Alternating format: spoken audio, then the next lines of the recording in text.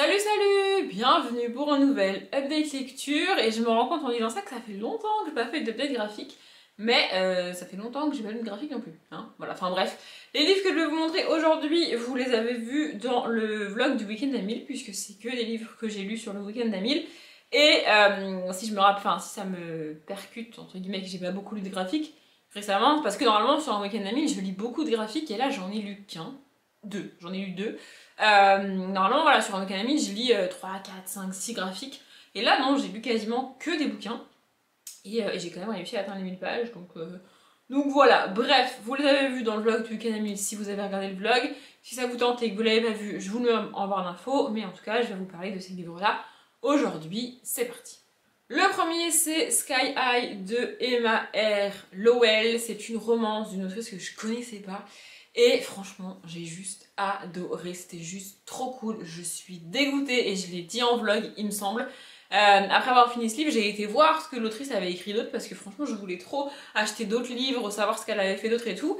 Et c'est à ce jour le seul livre qu'elle a écrit et qu'elle a publié. Il est sorti en 2019, je ne sais pas si elle a écrit autre chose, je ne sais pas si elle a un autre pseudonyme parce que ça arrive en romance que les autrices aient plusieurs noms pour écrire des romances. Mais en tout cas... je suis dégoûtée, vraiment je suis dégoûtée parce que j'ai adoré ce bouquin. Je l'ai commencé juste après ma période de je commence un bouquin, je lis 10, 15, 20, 30 pages, 2 chapitres, 3 chapitres, ça dépend. Je le pose et j'arrive pas à le reprendre. Ça m'a fait ça avec plusieurs bouquins. Du coup, je voulais une romance, je voulais un truc facile à lire, je voulais un truc léger, un truc fun, un truc sympa. Et dans ma palle, j'avais plein de romances, mais d'autrices que je connais, mais pas léger, hein. Vraiment c'était avec des maladies, des accidents, des trucs compliqués. Moi je voulais pas, je voulais un truc vraiment juste tout mignon, vous voyez, tout choupi.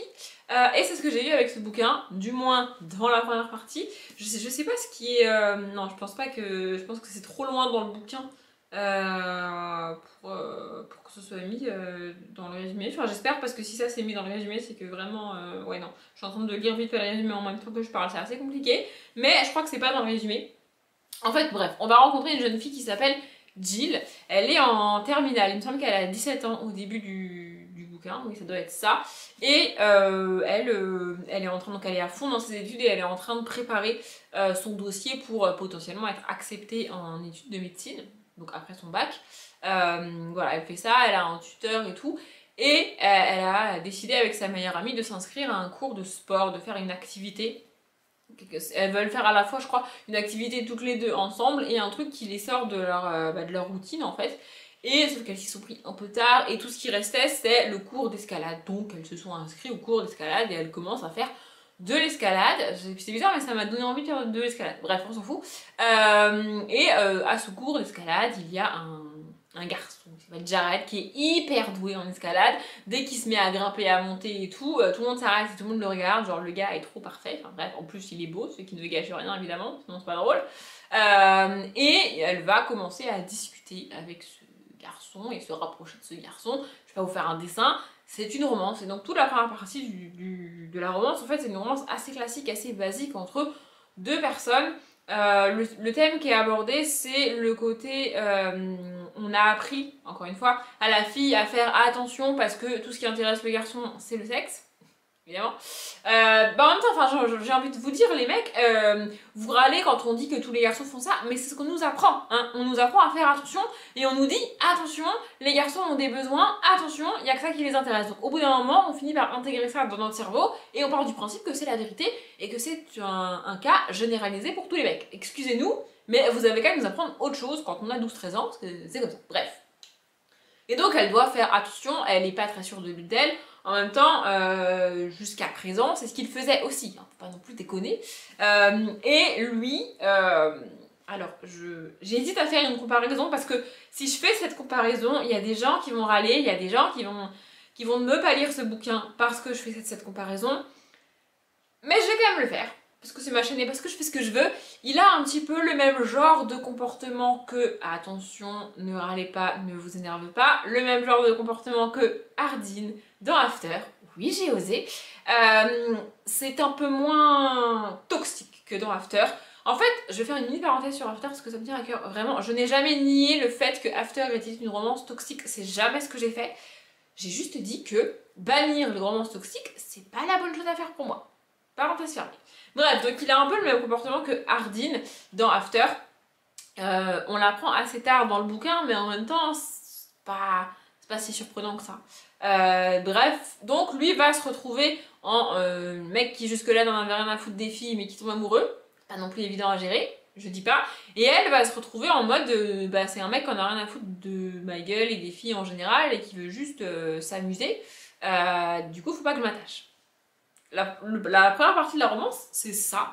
Et au milieu du bouquin, il y a un événement, j'en ai parlé en vlog vite fait, je vais pas en dire plus que ce que j'ai dit en vlog. Il y a un événement dramatique et terrible qui se passe, et ça c'est un événement qui est réellement arrivé, malheureusement, auquel va être confrontée Jill, et à partir de ce moment-là, le roman prend un tournant en fait, parce que elle doit se remettre de cet événement-là, aussi bien physiquement que mentalement, psychologiquement, tout ça. Et lui, lui doit... En fait, lui, s'il veut être réellement présent pour elle, il doit admettre ce qu'il ressent, et c'est pas toujours évident. Et il doit aussi accepter que sa vie va changer s'il change de point de vue sur les filles, et sur Jill en particulier. Enfin bref, je peux pas trop en dire, parce que cet événement arrive vraiment assez tardivement dans le livre, et ce serait dommage de vous spoiler là-dessus, mais... j'ai lu plus de 200 pages sur un vendredi soir, alors que c'est extrêmement rare que j'arrive à faire ça. Si j'arrive à faire ça, c'est uniquement sur des romances, très rarement sur de la jeunesse. Mais là, franchement, j'ai adoré ce bouquin, c'était génial, c'était trop cool. Et je suis vraiment dégoûtée qu'elle ait rien d'écrit d'autre. Enfin, je suis vraiment en PLS. Hein. Donc elle ne le battra jamais vers là. Mais au cas où, écrivez autre chose. Ce que vous voulez, n'importe quoi, mais écrivez autre chose, j'en supplie. Madame Emma Erlowell, là, s'il vous plaît. S'il vous plaît, faites quelque chose, ne me laissez pas comme ça. Je veux un autre livre, je veux une autre histoire. Et en plus, la fin... j'ai laissé mon fromage. La fin ouvrirait sur une suite. Parce qu'en fait, à la fin, il se passe quelque chose et il lui dit quelque chose qu'il ne lui montre pas. Et du coup, ça supposerait que dans une suite, il lui montrerait et il lui expliquerait, vous voyez. Mais je sais pas s'il y aura réellement un jour une suite ou pas, mais en tout cas, j'ai adoré ce bouquin. Si vous n'avez pas aimé After, ne vous arrêtez pas à la comparaison que j'ai fait avec Hardin, c'est beaucoup moins toxique que After, j'avoue. Mais c'est ce genre de questions qui est abordée dans le livre, enfin vraiment, enfin bref. J'ai adoré ce bouquin, vraiment, c'est assez fou d'aimer à ce point une romance que je ne connaissais pas, j'allais dire. Une romance d'une autrice que je ne connaissais pas, vu dans l'état d'esprit dans lequel j'étais. Au niveau lecture, franchement, c'est assez ouf. Le deuxième pour aujourd'hui, c'est La Belle Étoile de Cathy Cassidy, et franchement j'ai été tellement déçue par ce livre, vraiment, j'ai failli l'abandonner. D'ailleurs je l'ai pas précisé, mais il n'y a pas d'abandon dans cette lecture, c'est assez rare pour être précisé, surtout vu les derniers updates que j'ai fait. Je l'ai pas abandonné, mais franchement j'ai hésité.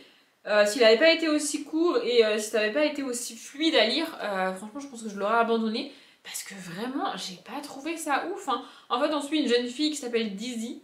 Je me rappelle même pas de son prénom, mais c'est marqué derrière, donc on va faire confiance à ce qui est marqué derrière. Et le livre démarre le jour de son anniversaire, elle fête ses 12 ans. Et en fait, elle le vit depuis toujours avec son père. Sa mère est partie quand elle avait 4 ans, je crois, un truc comme ça. Et du coup, elle n'a pas vraiment de souvenir de sa mère. Et tous les ans, à son anniversaire, elle reçoit un cadeau, une carte, un petit mot, un truc de sa mère, quoi. C'est, je crois, le seul jour de l'année où elle reçoit quelque chose. Donc elle est assez... elle attend ce jour avec impatience, en particulier pour le cadeau de sa mère. Sauf qu'il se trouve que ce matin-là, elle se lève et tout, et il n'y a pas de carte, il n'y a pas de cadeau, il n'y a rien. C'est déjà arrivé que le cadeau ait un peu de retard, mais bon, elle est un peu triste, évidemment. Et le soir, quand elle rentre, elle va découvrir son cadeau. Et à partir de là, le livre part un peu en cacahuète, selon moi. Enfin, vraiment. En fait, ce qui me dérange, c'est que y a marqué derrière, je rêve que ma mère m'emmène dans un festival de musique hippie. Et en fait, c'est pas du tout son rêve, quoi. C'est pas du tout ce qu'elle veut. C'est ce qui va se passer dans le livre, mais c'est pas du tout un rêve qu'elle a, quoi. Ce qu'elle rêve, c'est de voir sa mère. Ce qu'elle rêve, c'est que sa mère s'intéresse à elle. Ce qu'elle rêve, c'est que sa mère soit présente pour elle.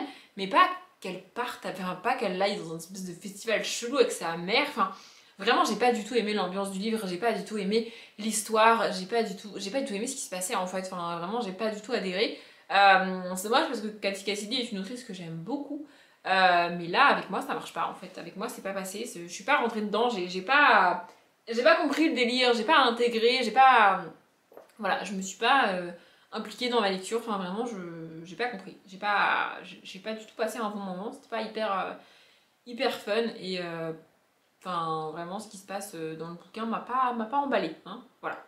Le suivant m'a beaucoup plus emballé puisque c'est les chroniques de Spiderwick, le tome de La lunette de pierre de Tommy Lizzie et Holly Black. J'adore cette saga, j'ai lu que 2 tomes, mais franchement je kiffe, c'est trop bien. En fait on y suit 3 enfants, donc 2 jumeaux qui s'appellent Jared et Simon et leur grande sœur qui s'appelle Mallory. Et au tout début du tome 1, ils emménagent dans une espèce de une maison manoir un peu chelou, elle appartient à une des tantes de leur mère je crois, ce manoir. Et en fait, la tante a été envoyée en hôpital parce que, enfin, en maison de retraite ou un truc comme ça, ou en EHPAD parce qu'elle est trop âgée pour vivre toute seule et parce que bah, c'est que ça devient compliqué. Et donc, du coup, elle leur a donné la maison. Enfin, genre, elle leur a dit, allez-y, utilisez la maison le temps que vous en avez besoin, et puis quand vous n'en aurez plus besoin, bah, vous partirez, quoi. Et donc, ils emménagent dans cette maison au tout début du tome 1. Et les 2 garçons vont découvrir qu'il se passe des trucs assez bizarres. On est dans un univers où ça parle de fées, ça parle de gnomes, ça parle de créatures fantastiques comme ça. Ils vont découvrir tout un truc avec le grenier, un livre, un vieil oncle et tout. Enfin bref, un univers assez cool, assez fun. Le seul truc que je reproche à la saga, en fait, c'est que les tomes sont trop courts. C'est trop court, une fois que j'ai fini le tome, je me retrouve comme une conne et j'ai qu'une envie, c'est commencer la suite. Heureusement j'ai mis le tome 3 dans ma palle de mars-avril, donc je devrais le lire dans pas longtemps, mais vraiment j'adore. Ici, dans ce tome-là, un des 2 garçons est enlevé par des créatures surnaturelles et assez méchantes, et du coup l'autre jumeau et leur grande sœur vont essayer de le chercher, essayer de le retrouver, de le ramener, enfin de le sauver quoi, de ces créatures bizarres. Et au passage, ils vont découvrir la lunette de pierre. Ça me fait rire parce que du coup, c'était le titre d'une des catégories du Pumpkin de l'an dernier, et c'est avec cette catégorie-là que j'ai commencé la saga. Voilà, franchement, je suis trop contente. J'adore cette saga. En fait, j'aime tout, sauf la longueur des tomes. C'est-à-dire que j'adore les personnages, j'adore l'univers, j'adore l'ambiance, j'adore les objets livres. Ils sont trop beaux, ils sont tout petits, ils sont en hardback. On a un effet parchemin mal découpé sur les pages, et on a des illustrations en noir et blanc comme ça. J'adore les illustrations en noir et blanc. Il n'y a qu'une illustration en couleur je crois au début. Voilà, je crois que je vous l'ai montré en vlog, mais je vous la remontre ici. Voilà. Le seul truc que j'aime pas, entre guillemets, c'est que les livres sont vraiment extrêmement courts. Ça se lit trop vite en fait. Et une fois que c'est fini, je me retrouve comme une con en mode bah c'est fini. J'ai qu'une envie, c'est lire la suite. Là, à l'heure où je vous parle, le tome 3 il est devant moi. Et je vais le commencer dans pas longtemps, je pense, parce que vraiment, j'adore. Ça fait moins de 200 pages, ça fait même moins de 150 pages, je crois. Attendez, je vous dis ça. Ça fait précisément 134 pages. Franchement, j'adore. Vraiment, et c'est extrêmement rare que je sois capable d'apprécier et d'aimer à ce point encore plus rare une saga sur les fées. C'est un univers avec lequel j'ai beaucoup de mal, mais là, je sais pas. Là, c'est vraiment cool, j'adore. J'adore. Vraiment, je trouve ça génial. Et j'ai trop envie de lire la suite, hein, je répète, mais vraiment j'adore cette saga. J'ai une musique, mais en fait normalement je fais un post-it avant de présenter les livres en update, mais là j'ai pas eu le temps. Du coup normalement sur le post-it j'ai écrit la musique, mais là je l'ai pas écrit parce que